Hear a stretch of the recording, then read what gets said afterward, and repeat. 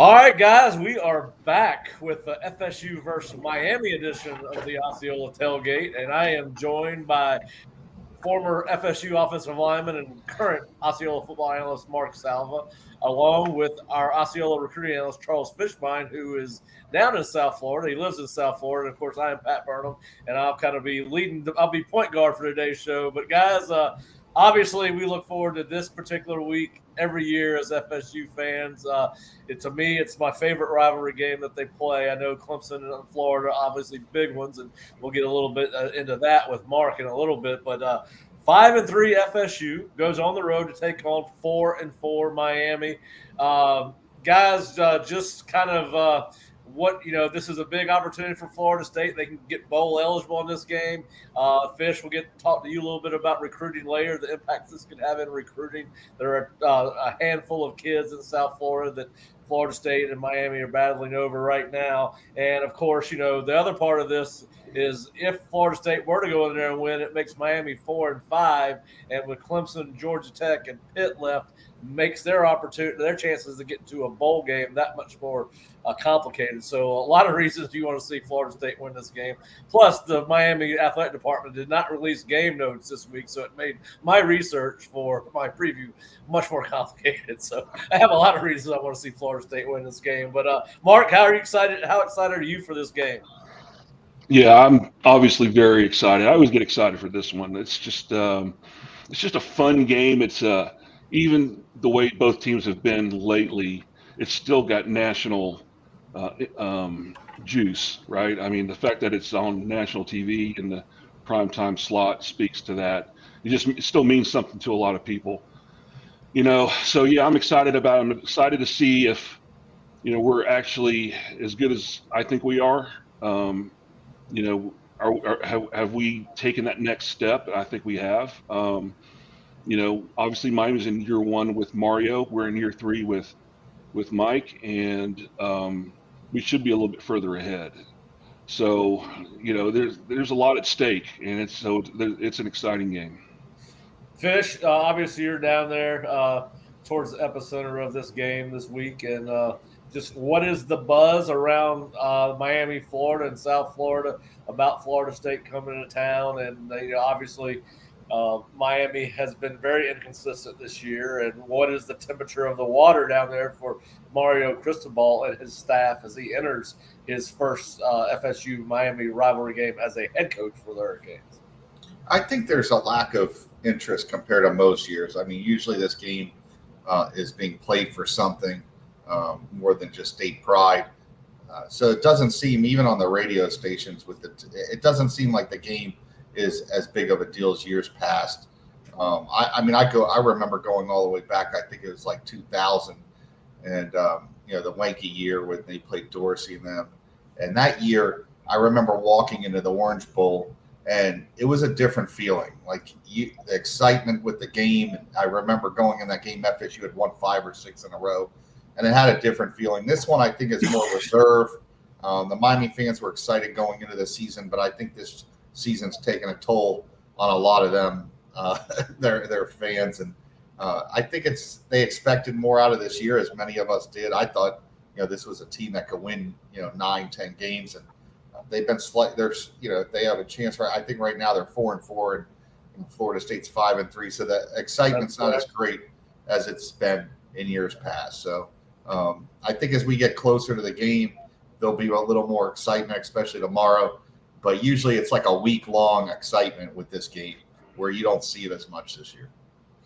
Well, listen, it's still a huge. I mean, I know some fans down there obviously don't see it, but this is always a big game for if it's just for bragging rights, and they are expecting a sellout crowd. Now that crowd will probably be about 50% Seminoles, and with your comment about the apathetic nature of the Canes fan base, it may be more than that. And boy, what a home field advantage that would be for Florida State. But let's get into it a little bit about let's take a little bit of a closer look at Miami. Listen, the biggest question going into this game, guys, is the availability of Miami quarterback Tyler Van Dyke, who left the Duke game, which Miami would end up losing, and then really unimpressive offensive showing against Virginia last week with Garcia at quarterback, the redshirt freshman who struggled 15 of 31. What is the word, Fish, in Miami on Van Dyke? We've heard Mario Cristobal say at his press conference earlier this week that Van Dyke is at practice. We've heard players talk about how good he looks. Is that gamesmanship, or are you expecting him to play in this game? And what does that do to this Miami offense, which despite its inconsistencies and trouble running the ball, has been able to throw the ball effectively when Van Dyke's behind center? Well, he struggled early on. I mean, he got benched in one game for Garcia. So it's not like he was lighting the world on fire. Now, he started to get it going the last couple of weeks but before he got hurt. But I think that had more to do with the opponents they played. They weren't playing the greatest opponents, but he struggled so much in the Middle Tennessee State game that they pulled him for Garcia. He has not been the same quarterback that he is before last year. He got a serious injury. I mean, when he fell, he was holding his arm. It looked like he had a separated shoulder. I don't know how much he could have really practiced this week. He didn't practice the prior week before that game. So I don't know if he's even close to 100%. If anything, he's maybe 75, 80%.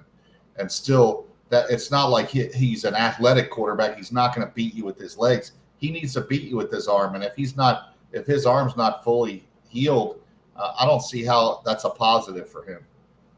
All right, Mark, just your thoughts on the difference between Tyler Van Dyke starting and playing and Garcia, the redshirt freshman, playing. And Mario did say that he is going to play the true freshman quarterback who has only thrown about 3 passes this year, but has run the ball 10 different times in his 4 appearances this season. No, I mean, really, I just got to echo what Fish said. I mean, Van Dyke was not lighting it up. Their offense has been pretty anemic. And, I think the reasons are many, not least of which is the offensive line has performed relatively poorly. The receiver core is not very good. They don't have necessarily a game-breaking running back. So they're really dependent on the quarterback and his ability to throw accurately and execute the offense. And up to this point, Van Dyke has been pedestrian at best, right? And there's a reason he was starting, because he was the better guy. So, if he does go, obviously we need to test him. We need to pressure him. We need to get him on the ground and see how he responds. And if the other guy comes in, just same thing as last week, right? We were all concerned last week about Jeff Sims, and the fact that he didn't play had a huge effect on the team, on Georgia Tech, and their, I think, mentality about how they could compete. I think Miami might be in a similar situation. I think Van Dyke is probably, for them, their best shot to win the game. And if he plays and he's not 100%, that'll have an effect. If he doesn't play at all, I think that could have an effect on the rest of the team and their ability to compete. So it's a big move about how they handle this situation. And the other thing, from the Miami perspective, you got to consider is, and you said it, Patty, if they lose this game, it makes their prospects for a bowl and postseason play that much more suspect. So do you risk hurting him the rest of the year, right, or give him another week to heal, right, in order to give you a better chance to compete for later for postseason play?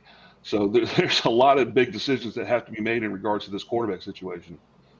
Yeah, and listen, I agree with both of you. I have a hard time seeing Miami having any sustained success against Florida State without Tyler Van Dyke. And one of the reasons for that, even with Van Dyke playing, is, as you alluded to, Mark, Miami's offensive line has struggled this year, in part because of injuries. We could see up to 3 redshirt freshmen, depending on who's available on Saturday night, start on the offensive line, particularly at it actually would be the left guard, center, and right guard, would all 3 be redshirt freshmen if Ja'Kai Clark, who is made 36 starts at guard and center for Miami over the course of his career. If he's not able to start, and listen, they have not been terrific. They've lost a couple of people on the offensive line that led to those three kids playing, but that they're still playing at a disadvantage, even with Van Dyke hurt and playing against an FSU defense that,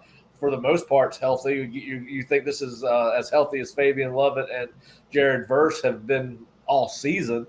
And Florida State did play very well up front, no matter who it was, against Georgia Tech.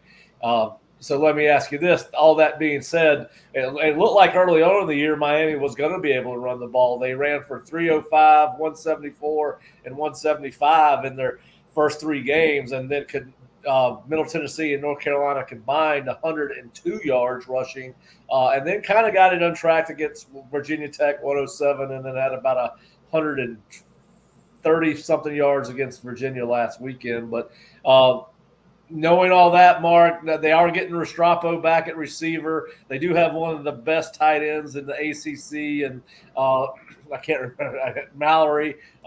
They've got a couple of big receivers that are coming to their own, particularly Colby Young. But just talk about how, if you were Adam Fuller, how would you go about attacking this offense? With Van Dyke in the game, and then let's go with anything would change if it's Garcia or the freshman. Well, first of all, the thing that kind of worries you a little bit about FSU and the defense is the propensity to blow a coverage at a bad time. I think the last several weeks we've documented pretty well big plays in the passing game, usually due to a blown coverage or a misalignment or something along the lines where a guy broke free and they hit him for a big play touchdown, and that can't happen. We can't give them any life, any hope on that front. All that being said, I think that we're good enough. First of all, I would test our front four versus their offensive line. I want to see Fabian Lovett. I want to see Jared Verse. I want to see Dennis Briggs. I want to see Patrick Payton. I want to see those guys get after the quarterback. If we can do it with four guys, that enables us to be a lot more sound in the secondary in terms of risk taking, but also in terms of, can we play tighter? Can we play man under? Can we, make them have to make tight throws and tight windows under duress? To me, that's the first step, is you test that out. If our guys are getting pressure, if we're able to get pressure with 4 and 5 guys and stick with it and try to play tight coverage, man underneath possibly, because they're really not running threats in terms of the quarterback position. So you feel pretty good about that. If that's not happening, then, maybe do some 5-man, 6-man pressures, timely, try to time it up. But man, you've got to be sound in the secondary. You've got to make sure that we don't get formation into something where we don't like the matchup or the guys get confused. They got to know what they're doing, because we can't afford to have, safeties trying to cover, flat guys, and then they wheel right on you and you end up running from behind because you misaligned, or, you had a bad angle, or you just flat out missed a guy. And that's the kind of thing that worries you about the secondary. Yeah, and you mentioned the wheel route, and just Miami's backfield is fairly involved in the passing game. The starting tailback, Henry Parrish, has 15 catches on the year.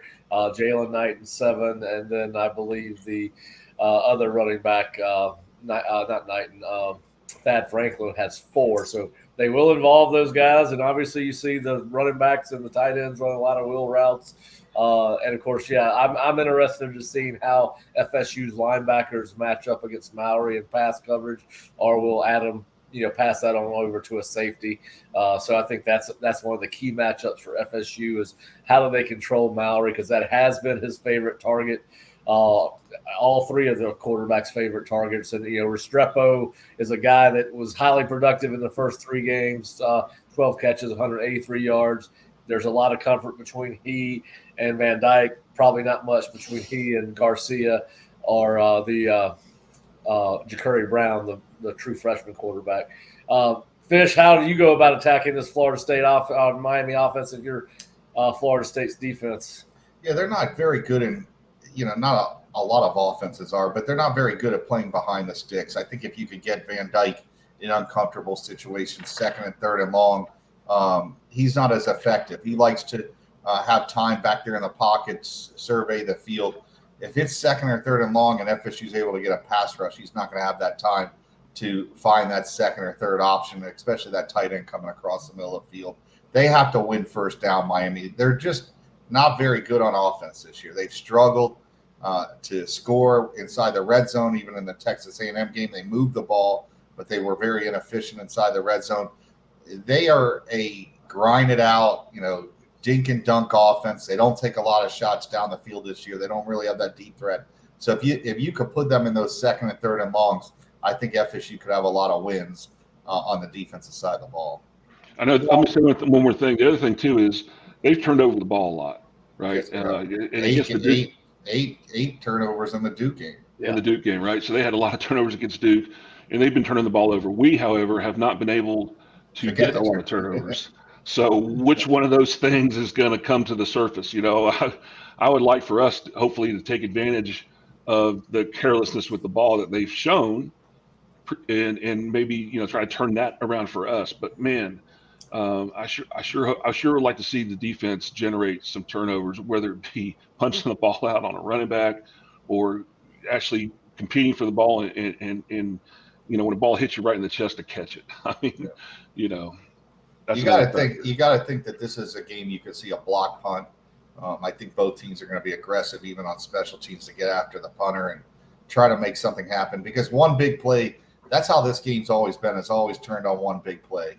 The momentum, you go back 20 years of this game, it's always been one play that's shifted the momentum of the game in one team's favor. So whoever could get that one play somewhere along the line in the game, I think is huge. And it could come on special teams, a block kick, a block extra point, going back for two, a punt block, anything that could be to your advantage. So I think you'll see FSU be aggressive on that side of the ball. I don't think they can leave anything on the field this week. This is pretty much a must-win, I think, for Florida State. Yeah, I got one question for you, Fish. I was talking with the publisher of Kane County, who is the Rivals Miami site, and he was talking about Colby Young, the wide receiver, who's a big kid. What did you know? He really thinks this kid's coming to his own this year. What do you know about him? What do you like about him? Actually, a friend of mine that does the JUCO and transfer market stuff, he had told me about Colby, and when Miami got him, they got him out of Lackawanna Junior College, same school as Bryant McKinney. He struggled early on. He wasn't really in the game plan. And then, he's a grown man. He's probably Miami's best and most reliable receiver.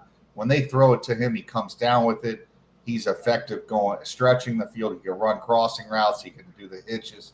He's got a wide open, route running tree that he can take advantage of. The kid's a good player. He's probably, like I said, their best offensive weapon probably the last 4 or 5 games. And he's someone that FSU needs to account for because he's going to get a lot of targets. You got to figure he's going to get between 8 to 12 to 13 targets in this game. And he's shown the ability to make the big play. So they're going to have to do some stuff on the back end and help their DBs out. I don't think they could just go straight man with him. He will beat that. And like I said, he's an older kid, so he's been through the ropes. And he's definitely somebody that FSU has to keep an eye on. Yeah, and I believe he's 6'5" as well, so he could create a matchup problem just on size alone. Of course, moving to the other side of the ball, it seems like defense has always been Miami's calling card, and they are led by a name that's familiar to a lot of college football fans and even FSU fans from the early 2000s. Kevin Steele is the defensive coordinator. He has kind of done what most defensive coordinators are doing today and kind of morphed into a even front system that features 5 defensive backs, kind of runs a 4-2-5 system. They've kind of blitz moderately. It's not been a big pressure team this year from a blitz and stunt packages from the second and third levels, but have been very disruptive up front. Mark, just your overall impressions of Kevin Steele as a coordinator. I know you followed him a long time. And then obviously your thoughts on Miami generally on defense before we dive into the specifics. Well, Kevin Steele's defenses are generally, pretty sound. Kind of a good fit for Miami in that, his defense is usually high energy, high pursuit, timely blitzing, aggressive in the secondary. And that's kind of bit them a little bit this year. I think when you look at the Middle Tennessee game, there was a lot of indecision, and I think they're trying to be a little too aggressive in the secondary and guys running right by guys, and obviously he's probably had to adjust his philosophy a little bit to be a little more safe because of the back end being so vulnerable. So that's kind of had to have an effect. But, look, Miami's strength is going to be their front seven. It's going to be those 4 down linemen, and the linebackers are going to be runners and hitters and real aggressive and getting up the field. And, that doesn't scare me or anything like that, but that's just who they are. And we just got to be able to match that intensity, match that energy, and execute our offense, regardless of how we approach it. Well, Fish, they've got a couple of sophomore defensive ends, Akeem Mesidor and Jafari Harvey, who are having excellent seasons. Mitchell Cootie is a backup, but he's playing a tremendous amount at defensive end. Combined, those guys have over 17 tackles for a loss and over 12 sacks. Just talk a little bit about that defensive front. We haven't even talked about Darrell Jackson, the outstanding defensive tackle. But just talk a little bit about those front guys for Miami and your impressions of them. Well, the one guy that's really been standing up is Leonard Taylor. He was a kid from down here in Miami. Yep. Defensive tackle. He's been playing great. He gives you that pass rush. Whenever you could get a D tackle that can also give you a pass rush, you have a special player. I've always been very high on him. Their defensive front's fine. They've just been having a lot of breakdowns in the secondary. Mark brought up the Middle Tennessee game. I mean, it's like they would pin Middle Tennessee State down to the 1, and the next play was a 99-yard touchdown. They can't play like that against Florida State because the one thing Florida State's shown is the ability to create the big play. I think they're one of the top big play threats as far as plays in college football. So if Miami gives up the big plays, this won't be a close game. Like Miami has to play, I think, more of a bend but don't break type of defense. Keep everything in front of them. Let that defensive line dictate what they're going to do on that side of the ball because their secondary, they've had a lot of breakdowns. I think a lot of that is learning a new scheme. It happens that first year with the defensive coordinator, especially like Mark said, Steele he can be aggressive at times, and he leaves those guys in position.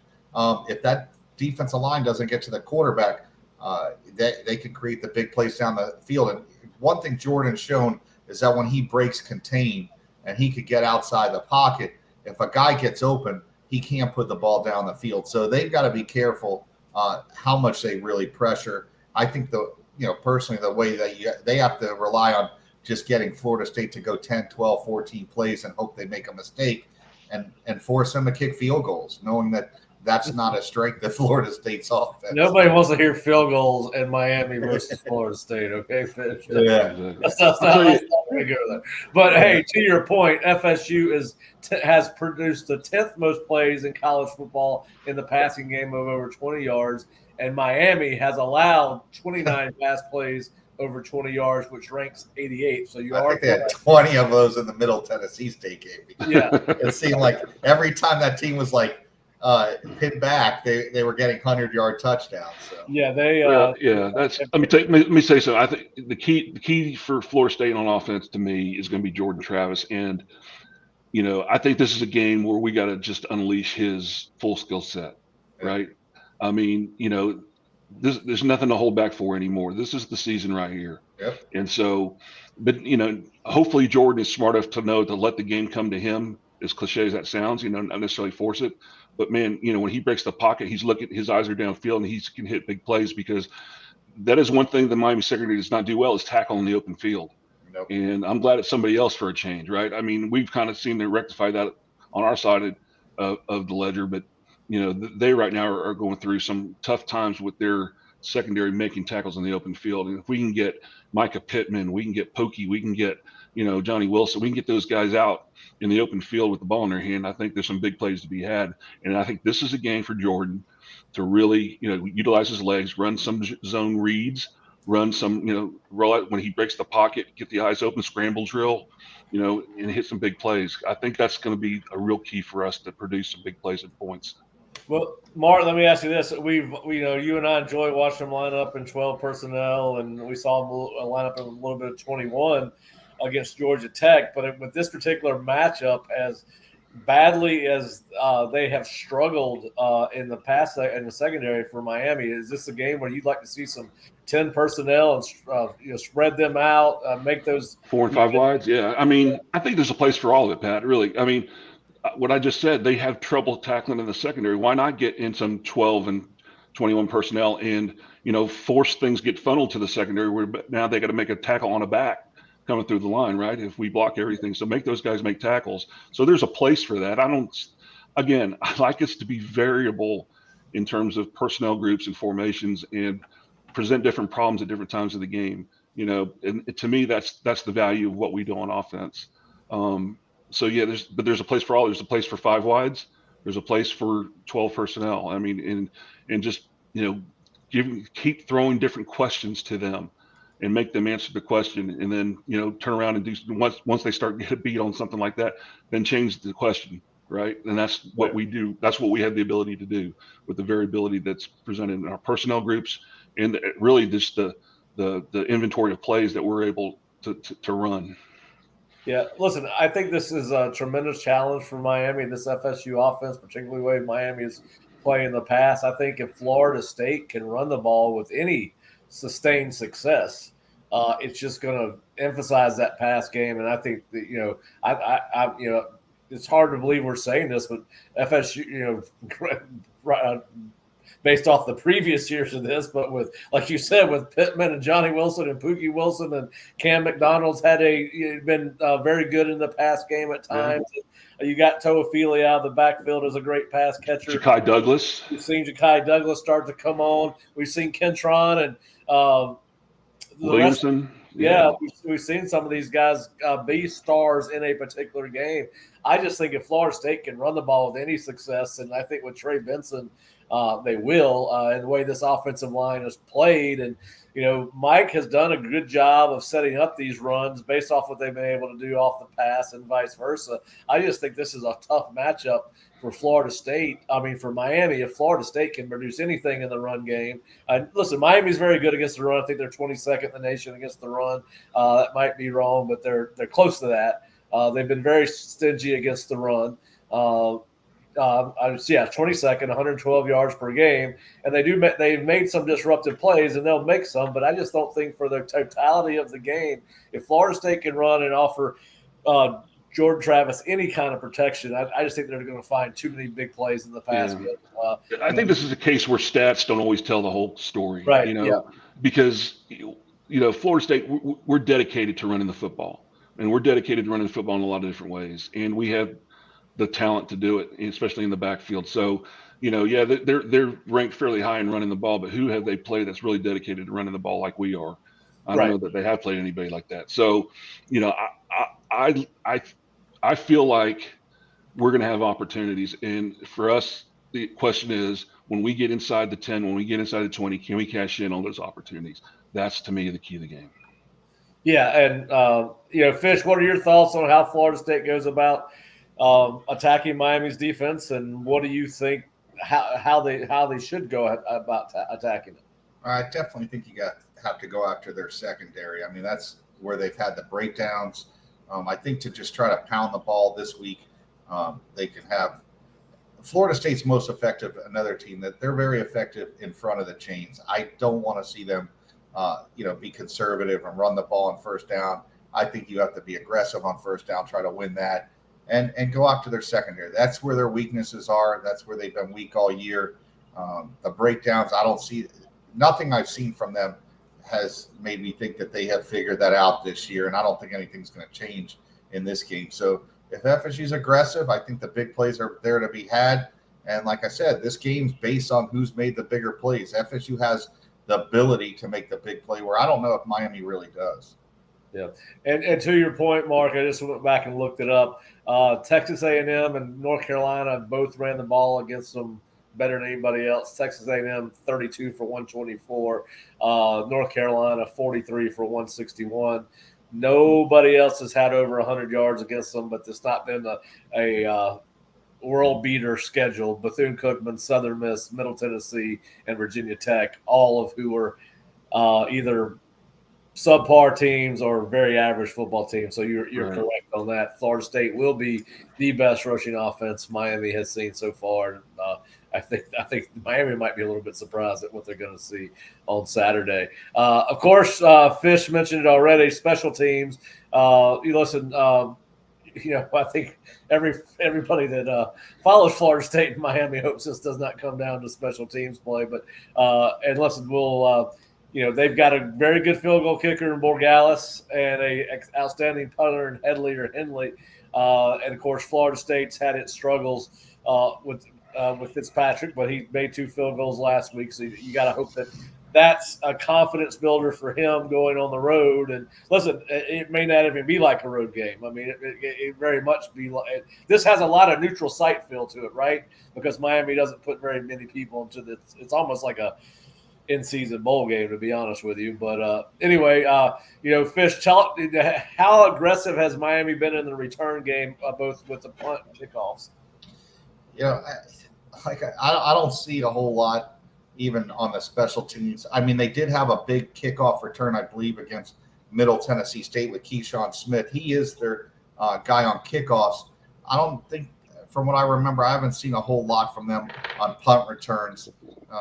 Florida State's been pretty good from what I remember this year on special teams. I don't remember they're giving up a big punt return to anybody. I remember the last time Florida State did go down to Miami 2 years ago.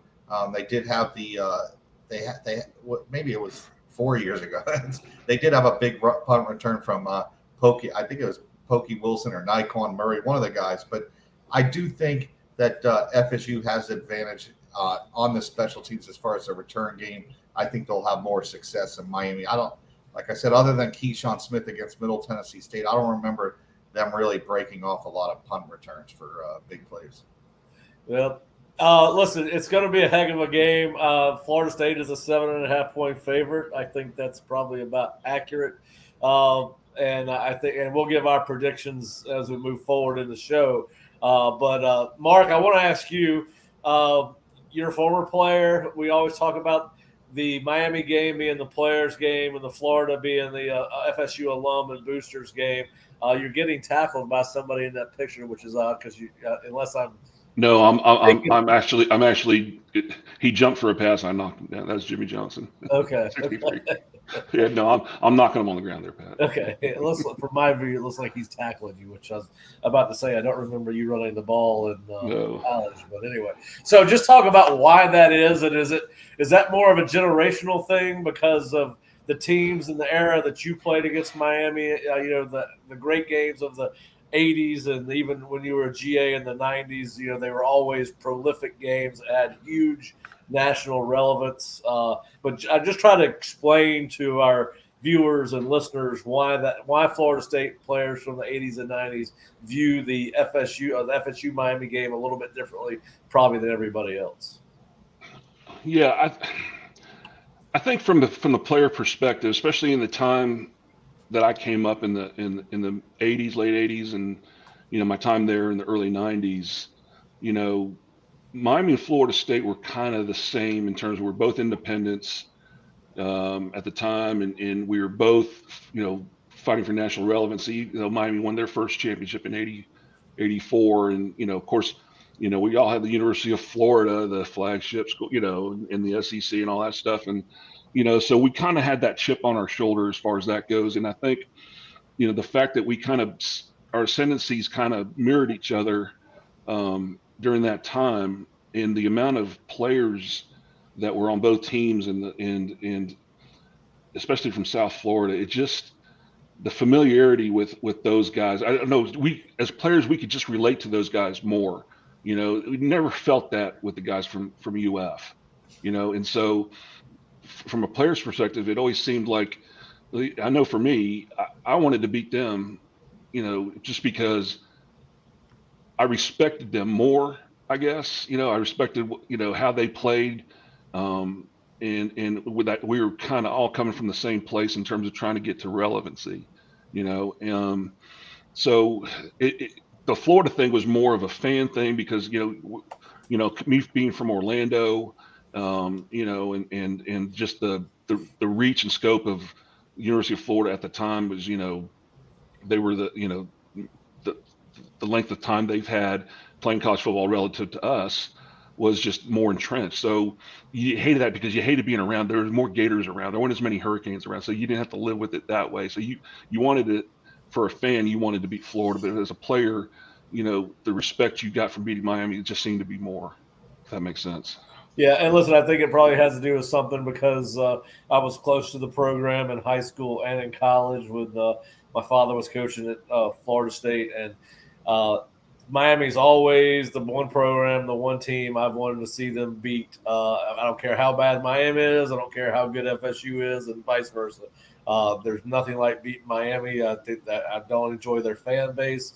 I've worked with a couple of their former players, and as much as I like those guys, when you start talking about Miami, Florida State, they're a little obnoxious. And so anyway, there's no game that I like to see Florida State win more than the Miami game.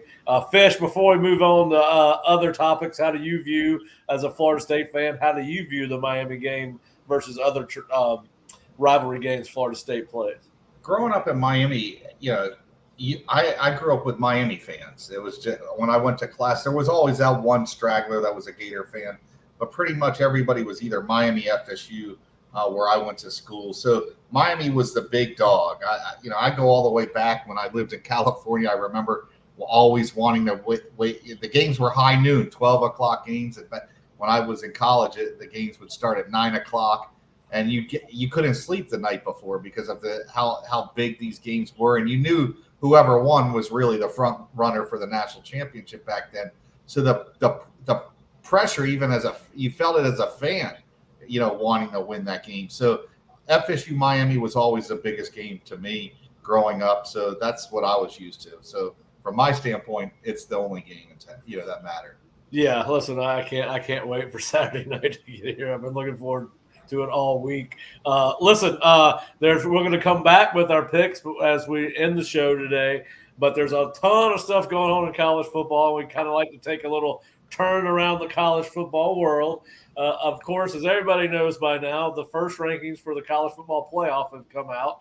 And Tennessee was ranked number 1, which is interesting given the fact that they go to Georgia, and Georgia was ahead of them before this poll came out. And Georgia's I know that the college football playoff committee does not set odds, but Georgia is a 8-point favorite at home against Tennessee. But that'll take care of itself, right? There's still several games in SEC that will shape the top 4 rankings. But then you have but Tennessee 1, Ohio State 2, Georgia 3, and probably my biggest issue with this committee that is supposed to be doing earnest work with great conviction is the fact that they could sit there in that room as people that are supposed to be football experts and put Clemson as the 4th best team in the nation. That's bullshit. I want to you guys tell me how many of these teams are better than Clemson. 5 Michigan, 6 Bama, 7 TCU, 8 Oregon, 9 USC, 10 LSU, and 11 Ole Miss. I don't think that Clemson is as good as Ole Miss. How does the committee walk out of that room with a straight? First of all, do you agree with Clemson being the 4th ranked team in the playoff? Look, I'll say this: Clemson has an elite defense. All right, and when you have that cures a lot of ills. But I'm not going to get all worked up over the first poll. Like Fish said, there's a lot of football to be played. All this stuff will come out in the wash, and I don't know. I hear what you're saying. The body of work that Clemson has showed is not, the same as some of those teams you mentioned. But look, when you have the defensive front 7 that Clemson has, they're as good as anybody, and their offense is good enough. I mean, they can beat anybody on that list. Would they? I don't know. That's TBD. Yeah, I just think if Clemson lines up against Alabama, the difference in the game is the quarterbacks, and Bama wins that game decisively. I don't think that Clemson could stop Ole Miss when it's clicking on all cylinders. Oregon's much better than it was at the beginning of the season. I just think that this thing is supposed to be done with some degree of integrity, and I just don't think that you could watch and say. And listen, I understand that part of it was they were probably not trying to have two SEC teams or three SEC teams in the top four, or two SEC teams and two Big Ten teams. But anyway, listen, I just thought I don't agree with it. I think that they're supposed to do this for, each week vote for the four best teams, regardless of who they are, what conference they're in. And I understand that some of this is done for production value and views, but that's not the reason you have a committee. But anyway, Fish, you give me your take on the top four. I mean, right now the rankings don't matter. It's going to work itself out. I mean, listen, Tennessee and Georgia play this week, so that's a playoff. They're playing for a spot in the playoffs. Right. Each week that comes, I mean, you go look at Clemson's schedule. They got at Notre Dame, they got Louisville, Miami, South Carolina. I don't think that it's an easy stretch by any means. They could lose any one of those games, and they could also lose to North Carolina in the the ACC title game. Let it play itself out. Every year, people get all worked up about this, and somehow this thing works itself out. I don't think you can knock Clemson. You could say the schedule; they're not that good this year. Remember back in 2014, everybody kept saying the same thing about Florida State and that team, that they shouldn't be ranked number one. And the reality is, Clemson's been there. They've done it. They're winning. They're winning. At the end of the day, until somebody knocks them off, how much can you knock them? Yeah, we've talked about it. Offensively, they're nowhere near as good as their championship teams, but they do have a front seven that's as good or better than anybody in college football. So that's why they're in these games. And until somebody knocks them off, I think they're going to be in that playoff conversation. Yeah, you mentioned Alabama. Is Clemson better than Alabama? Yeah, the quarterbacks are different, but I'll submit to you that Alabama is not setting the world on fire offensively either, other than Bryce Young, right? Yeah. And that front seven would neutralize Bryce Young to an extent. Yeah. So I mean, to me, I don't think Alabama's a world beater this year either. I mean, they could have easily lost to A&M. I mean, they were literally 1 yard away. So listen. Alabama also gets the benefit of the doubt. They're a great program and everything, but they have one loss, and it's like they automatically go to the top of the one loss category every year just because they're Alabama. So they're right there in the play. All they need to do is win out, and they're back in. So it really doesn't affect them. And Michigan, Ohio State will take care of itself. Yeah, exactly. Right. That will take care of itself. Oregon's got a loss, right? Yeah. Oregon's got a loss. They got blown out by Georgia. Got blown out by Georgia. They look terrible. They've played well since then, but at the end of the day, they haven't played anybody to that caliber again. How do we know if they played another SEC team, they wouldn't get blown out again? We have no idea. They played the one game they played a top 5 ranked team. They got blown out. The game wasn't close. So I still have my doubts about Oregon. Even I think that team still has a lot to prove before they're in the conversation to be one of the top 5, the Final 4 teams. Yeah. Clemson has a defense and a running back. They're Final 4 team. I'm just saying I think that they would hang with Clemson. That was all I was saying about Oregon. Yeah. Now, I do think Bama, TCU, and Ole Miss would beat Clemson. But I don't know about LSU and Michigan. Yeah, Ole Miss is a flawed team, too. Ole Miss does not have a very good defense. And I still think they're very pass happy. That I think if a team got ahead of them, you saw what happened. They were blown out in a game this year. Listen, every team has flaws. There's not, to me, I think this is the first year in a very long time that there's not one team that you sit there and go, all right, this team's guaranteed to win the national championship. Yeah, and listen, I don't think this is one of the few years in the recent memory that there hasn't been definitively 3 or 4 superior teams, right? I think this conversation I think this would have been a great year, especially depending on how some of these games play out, where we're all going to sit back and at the end of this year and say, damn, this would have been a great year for the 12-team playoff to go into effect. Now, I'm more in favor of an 8-team playoff, but we're going to a 12. Do you guys agree with that there's more ambiguity in as far as the rankings and who the actual top 4 are this season than in the past? I think it's wide open. I really do. I've seen every team play. I watched Georgia against Missouri. I've seen Georgia play against Kent State. they look great against Oregon, but those two games stood out to me that, listen, if this team has to get in a shootout with someone this year, I don't know if Georgia could go and hang up 35-40 on a team if they really had to.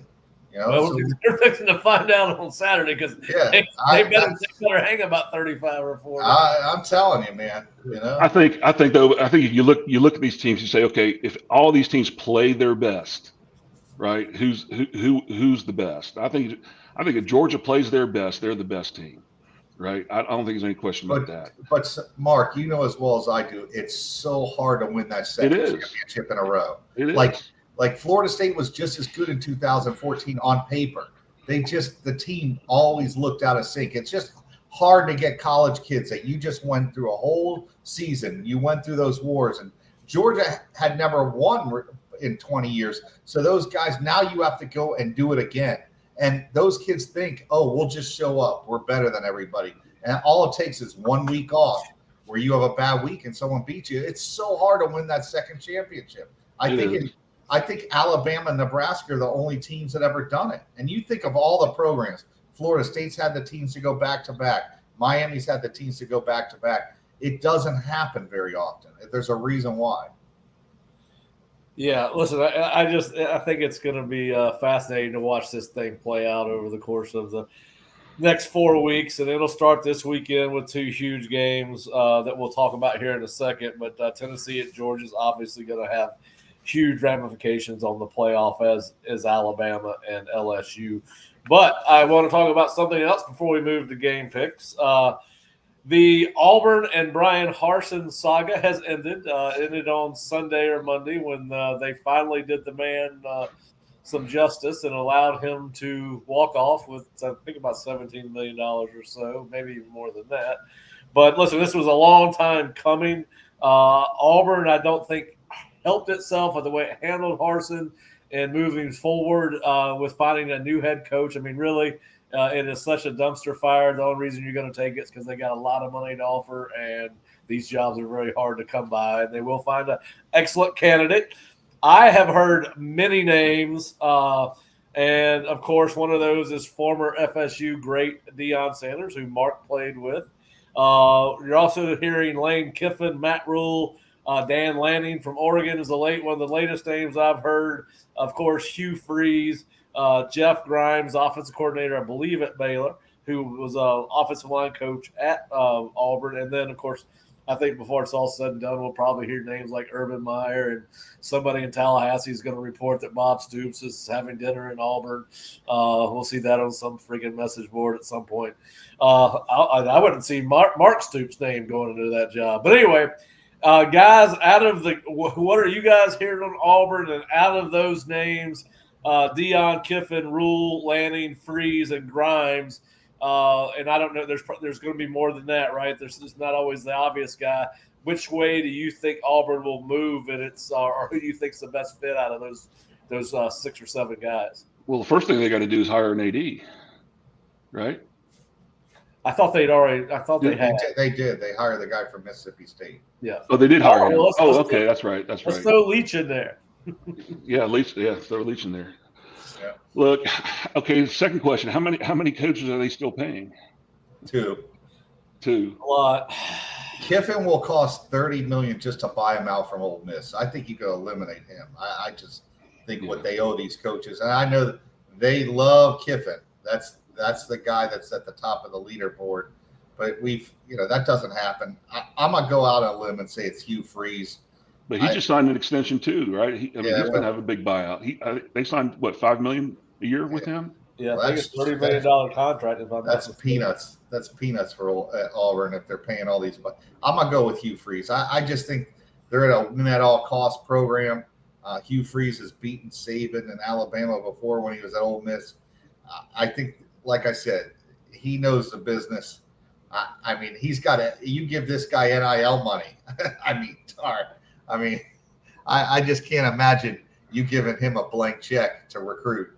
I just think that's the route they're going to go. Let me ask you this. Is there any way that Jimbo gets thrown into this fray? No. Dude, Jimbo's damaged goods right now. I'm telling you right now, if Texas A&M gives Jimbo $80 million a walk, I'm very impressed. Like that's, dude, I want to see that. I want to see them as much as they think they're rich. Let's see them write a check for $80 million for a coach. Look, that would be impressive. I want to see it happen. I'll say this: so Auburn went the Group of Five or Power Five route last time. So I think they're going to go back to an SEC experienced coach with SEC ties. I think they try the experiment. So like Jamie Chadwell and those guys, I think they're out, right? So I think they go with an SEC experienced guy. I wouldn't be surprised to see Leach. That's just the kind of guy they would go after. Then the problem with Leach is obviously recruiting. He's not necessarily an elite recruiter, right? But so that kind of. And it's got to scare them that Alabama's basically shut them down every time they played them. So I think they want somebody that's beaten. That's why I like Freeze. I mean, he has beaten Saban. These guys just want to beat Alabama. Like that's their thing. Winning the SEC second, beating Bama's first. They want somebody that's done it before, and they want Kiffin. It's just the money that they're gonna have to pay. Is you're looking between ex coaches, they're gonna be close to $100 million, and if they're willing to do that, God bless them, man. Let's see it happen. Yeah. Well, listen, I agree with you. I think they want Kiffin, and I think that would be a home run hire. It gets interesting if they can't or don't go that way for financial reasons more than anything else, as you alluded to, Fish. Freeze is one, but he comes with a lot of baggage. I think Sankey would have to sign off on that hire. I mean, I think he's got some issues with the SEC. If you're going to roll the dice like that, why don't you hire Deion? Man, I just can't picture them hiring Deion. Like these guys can't control them. They want to control a coach. Oh well, yeah, and they do. They listen. That is a toxic administration. That's a toxic fan base. And if you go back to what was happening between Derek Mason and Brian Harsin last year a couple of hires, that was a toxic relationship in the staff room. So anyway, I think they'll get a great coach because they have a lot of money to spend. It's an SEC program. That's a top tier SEC program, top half of the league. But man, you're rolling the dice as a head coach. You're going to get paid for it, obviously. But I just have a hard time seeing them go with Freeze. But you may be right. I think they want Kiffin. Listen, I think that Deion would be a great press conference hire. I do think, I've said this before on multiple times that we've talked about it, I think he needs to go to a Group of Five school and prove he can win there before he gets a shot at a Power Five school. That's not what's going to happen. Somebody's going to hire him. But anyway, anybody else, anything else on the Auburn coaching candidates? I think the problem with Deion is your ability to hire staff that can compete in the SEC. I think that's got to be a huge consideration. And, he might be able to bring in some ex-pro players that are pretty good, but you need guys with SEC experience recruiting in these schools, recruiting in this area. And that would be the first concern, I think, with Deion. Right. Like I said, they're going to go with an SEC experienced guy. So Kiffin does make the most sense to me. I don't know about the finances, what they're willing to do to get Kiffin. They may be desperate enough to say, you know what, we're gonna do it, and just we'll deal with the consequences later. But I think Lanning's going to be interesting. I have no idea what his buyout is, but he got knocked off his pins against Georgia in the early part of the season. Oh man, Oregon fans would just have a total meltdown if they just. That would be like the second coach they've lost in a year. Would Bo Nix transfer back?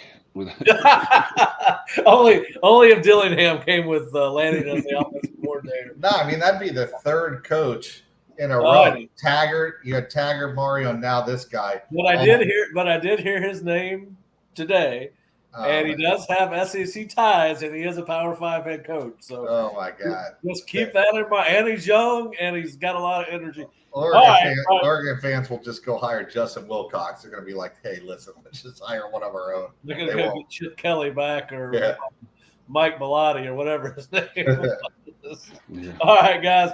We got a couple minutes left with Fish, so we got to start rolling through this. Let's go through our weekly game picks. We're going to just quickly go through the ACC.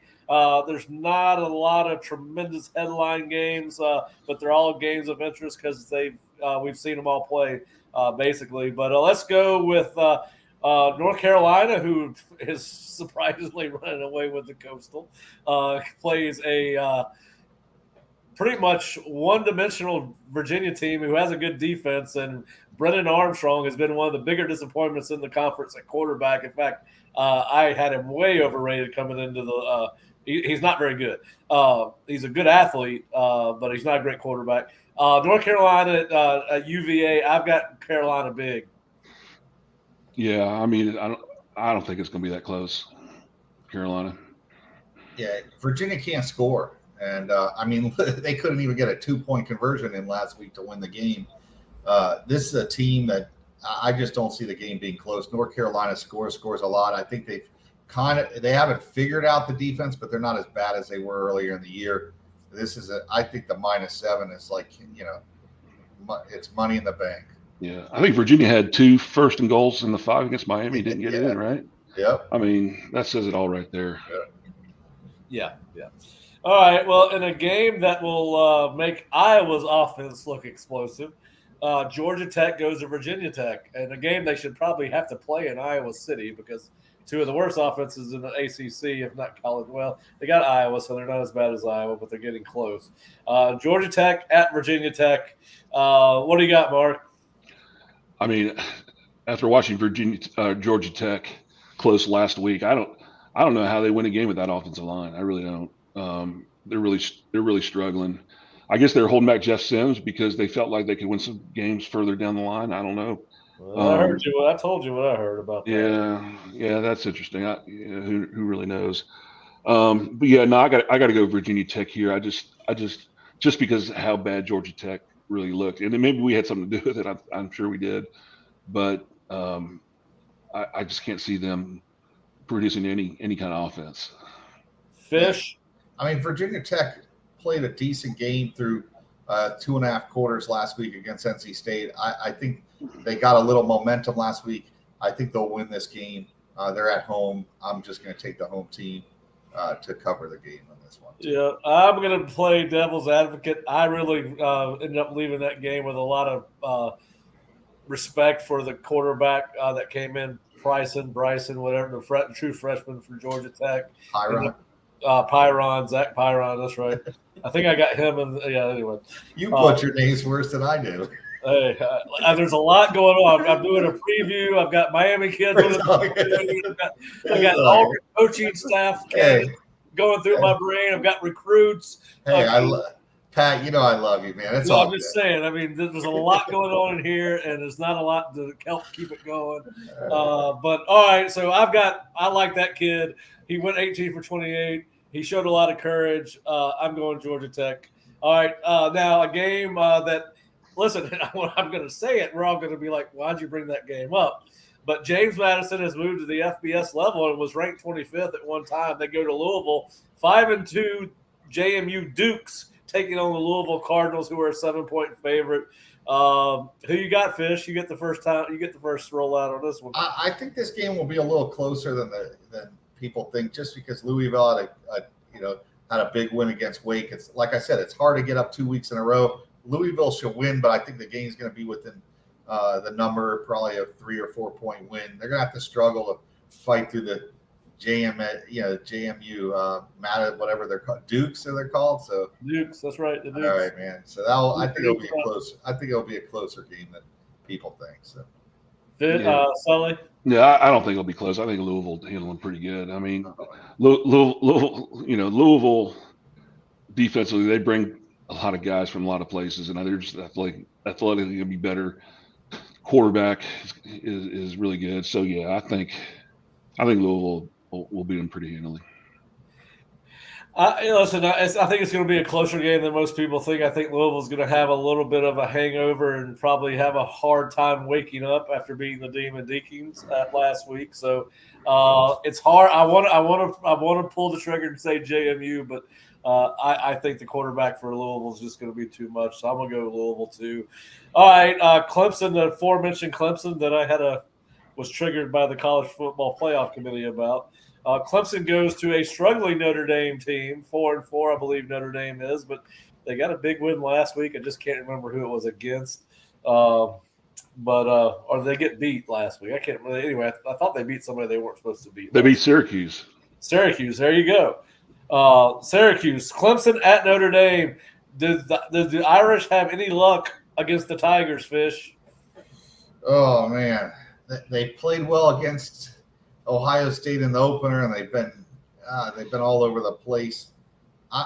It's hard for me to pick against Clemson, but I mean, I'll take the Tigers, but I don't feel confident about it. I wouldn't be surprised if Notre Dame pulled the upset and knocked one of the unbeatens off the ranks this week. But I'm gonna take Clemson. So, well, yeah, Clemson's played with fire a little bit, right?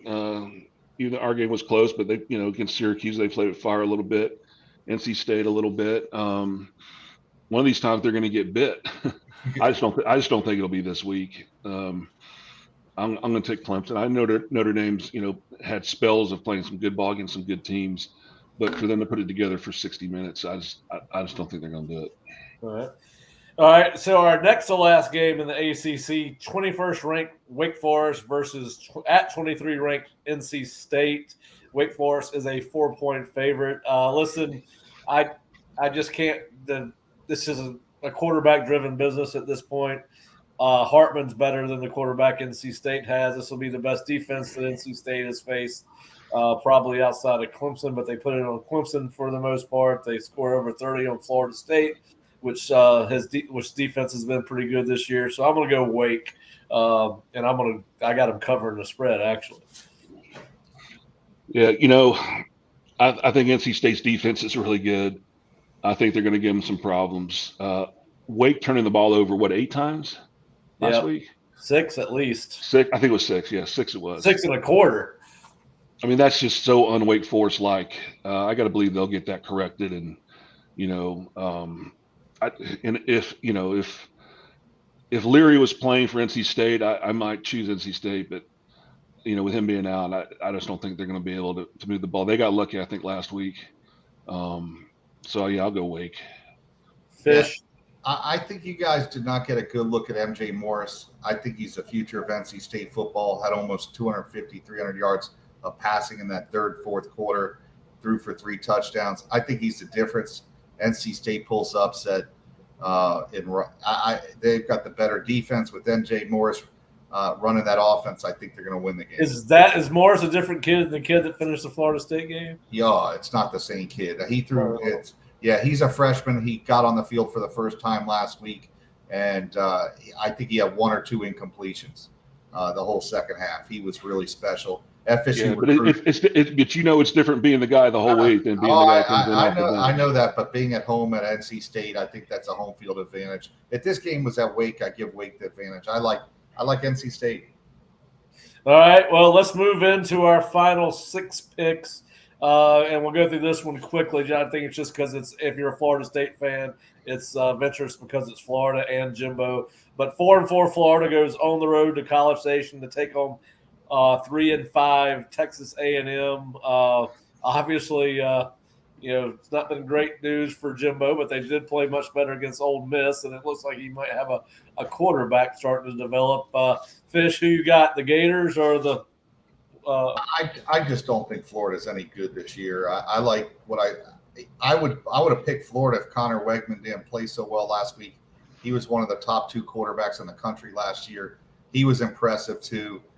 Just showed a lot of poise. He's now played in 3 games. He played in the second half of the Ole Miss game, and he's played He played last week the whole game, or he played the whole game of the Ole Miss game. Played a little of one of the other games.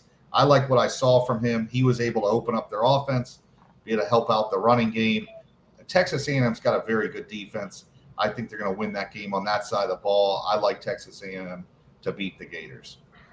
I agree with you. Sully, who you got? At College Station, right? Yep. Yeah. I'm kind of with you guys. Texas A&M maybe coming out of their little deal. Florida's looks like they got some deals going on internally there. They just, by the way, sorry to interrupt you. They, by the way, also lost their best defensive player in Brenton Cox this week. He got suspended for the year. Right. He's kicked off the team. That's a he huge got kicked loss. off the team. That's a huge That's loss. a huge loss. That's what I'm talking about. So yeah, they got stuff going on down there. Who knows what? But Texas A&M, they just look so talented, yet they just play so badly. It's really hard. But I just don't think Florida's got enough juice to take advantage of it in College Station. So I'll go Texas A&M. All right, so we've all agreed on that one. All right, Alabama, a 13-point favorite, 7-1, goes to LSU, a 6-2 team, who is as we thought, guys, they're a much better team than they were week one. We all thought that would happen. Brian Kelly's done a tremendous job, as much as it pains me to say that, because I'm not a huge fan of his. But who you guys got on in Death Valley on Saturday afternoon, Saturday night? I don't remember what time kickoff is. I don't think about it. Yeah, it's a 7 o'clock Eastern time game. So Death Valley at night. I'm sure Brian Kelly's had this game circled just because of the grief Alabama's given him through the years. LSU is definitely getting better week by week. Again, Alabama's not the same team that we know them to be, especially offensively. They're one-dimensional in terms of, they got the one running back and they got the quarterback, and I don't know if that's enough. I'm sure it'll be a close game. I'm sure it'll be a hard fought game with a lot of big plays on both sides of the ball. But I'm just going to go LSU at home at night on this one. Right, Fish. I'm going to take Mark's. I'm going to follow up with Mark. I think LSU at least keeps it within that number. They're like a 13.5-point favorite. Alabama. I just think that's a lot of points at Death Valley, and LSU's gotten better each week. They've improved as a football team. They still got some pretty good defensive players. They figured it out on offense, and Alabama could have easily lost to Texas. This LSU's a good team right now, so I think they can stay within the number. I'm going to take them to win the game. So. Yeah, I'm going to go with Bama. I just think the different. I mean, Jaden Daniels is probably better than I thought he could be when they started the year, and they do it. Listen, they've done a remarkable job given the fact that they're starting some really young offensive linemen at LSU. They've been able to get those kids to play better. We knew the defense was going to be good, but I just think, Bryce Young is going to be too much at the end of the day, and Will Anderson gets that young tackle from LSU could be a very important matchup, and I think that's one where Alabama has a distinct advantage. So I'm going to roll with the Tide, and that should shock no one on this. I was going to say, I mean, that is the most worthless 2 minutes this podcast has ever had. All right. Let's go. Before we get to the most important game of the week, let's go to Athens, Georgia, where we have number 1 and undefeated Tennessee going in to take on number 3 and undefeated Georgia. Georgia is an 8-point favorite at home. I think Tennessee is going to keep it going. Hendon Hooker's having a fabulous year. I think Georgia will have some success on offense. They've got, I think, one of the best players in the nation is that tight end they got, number 19, and the 0 is not too bad behind them. They have some talented, skill position guys around them. But Tennessee's got it rolling right now. They got some magic, and I think it continues on Saturday afternoon. All right. So, like I said before, I think when Georgia plays their best, I think they're probably the best team in the country. I don't think there's any question. I think Georgia defensively has a lot more, has a scheme in the personnel to match up with Tennessee's offense. I think they're going to be able to mitigate. I think Tennessee's going to score, but I think Georgia, I don't think Tennessee has enough juice on defense yet to kind of hang 60 minutes with the team the caliber of Georgia. I think their offensive line, I think with their backs and just the efficiency they run their offense, the matchups they're going to have with those 2 tight ends that Georgia has, I just think Georgia's going to win the game. They'll score enough points. I think they'll hold on to the ball. I think they'll mitigate in Tennessee's offense a little bit, and being in Athens probably gives them a little bit of an edge too. So I'm going to go Georgia. Fish. All right, these are the numbers: 45, 45, 59, 34, 63, 38, 38, 40, 52, 65, 46. That's all the points that Tennessee has scored in each of the games. I just think right now their offense is on a roll, and I don't see anybody stopping them. Even Georgia's offense. This reminds me of the LSU team with Joe Burrow that year. Everybody kept doubting them, waiting for them to fall. That LSU team did not have a great defense. They were just so much better than everybody offensively. I see Tennessee winning and winning handily. Oh, handily. Handily. I'll take that. Fish walking out on extremely thin branch. All right. I'm not going on you guys come back on Monday, man. No, I picked Tennessee. I just didn't pick them handily. All right. You emphasized your pick. I did not. I just said they would win. All right. Wow. Now the reason we're here. Florida State 5-3 goes to arch rival and in-state nemesis Miami at 4-4. Mark, since you played the game, we're going to allow you to go last. But Fish, I want you to go first on Miami, Florida State. Yep. I think Florida State's a better team usually, and the better team doesn't always win in this series, but I think there's a big difference this year. I thought Miami was a better team when they started. I think Florida State's been consistent all year, even though they had that 3-game blip. They still have been consistent from first game to last. The last game, they're the better team. They've been better. The one thing Miami hasn't covered a spread this year. Not that matters, but they haven't even covered a spread. I just don't remember them playing a good game or a good half or a good quarter for me to be comfortable to pick them. I'm not saying they can't win the game. I just think Florida State's a better team, and they're going to win this game. All right. Well, I agree with you. I've got Florida State 31-22 is my score pick. FSU 31, Miami 22, and that's assuming that Tyler Van Dyke plays, right? That I had to go ahead and they're playing their best players. I think Florida State will get Miami's best and most concentrated effort of the year. I think they will find a Miami team that's focused and fired up. I just think that Florida State's strengths are so much better than Miami's weakness. I just don't think that. I think there's too many big plays in this Florida State offense against a porous Miami secondary. As I said earlier, Florida State can run the ball with any success. It's going to open up huge opportunities in the pass game with Johnny Wilson and Micah Pittman and Ja'Kai Douglas and Lawrence Toafili, Cam McDonald. And, as Mark said earlier, I truly think that we'll see kind of what we did against the NC State game where Florida State really starts running the ball with Jordan Travis, right? He's going to have some dedicated runs, some called runs, quarterback powers, quarterback draws, all that. And then on the other side, I just think with a healthy Fabian Lovett and a healthy Jared Verse and everybody else playing up, we've talked about how there's a different energy on that defense when those two guys are in the game.